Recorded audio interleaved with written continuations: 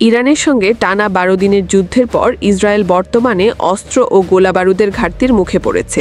মার্কিন সংবাদ মাধ্যম এনবিসি নিউজ এক প্রতিবেদনে এই তথ্য জানিয়েছে।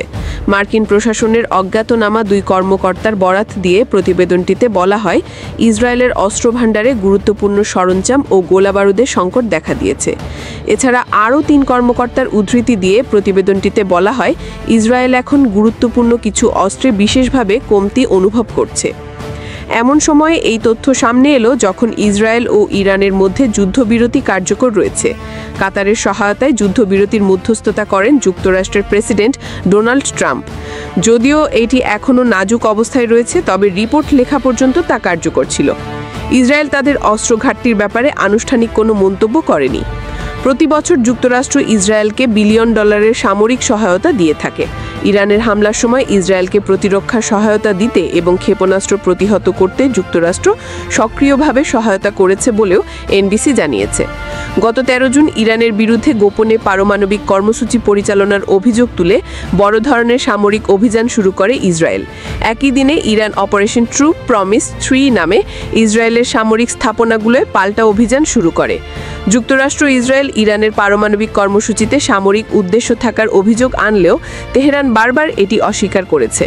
গত ১৮ জুন আন্তর্জাতিক পারমাণবিক শক্তি সংস্থার মহাপরিচালক রাফায়েল গ্রোসিও জানান, ইরানের কোনো সক্রিয় পারমাণবিক অস্ত্র কর্মসূচির সুনির্দিষ্ট প্রমাণ তাদের হাতে নেই। এরপর ২২ জুন যুক্তরাষ্ট্র ইসরায়েলের পক্ষে ইরানের ৩টি পারমাণবিক স্থাপনায় হামলা চালায়, যা উত্তেজনা আরও বাড়িয়ে তোলে। এই ঘটনার জবাবে সোমবার ইরান যুক্তরাষ্ট্রের কাতারে অবস্থিত আল উদেইদ বিমান ঘাঁটিতে ক্ষেপণাস্ত্র হামলা চালায়। কাতার ও যুক্তরাষ্ট্র দাবি করে, বেশিরভাগ ক্ষেপণাস্ত্র মাঝ পথেই প্রতিহত হয়, এতে কোনো হতাহতের ঘটনা ঘটেনি। ইরান হামলা করবে সেটি কাতারকে আগেই জানানো হয়।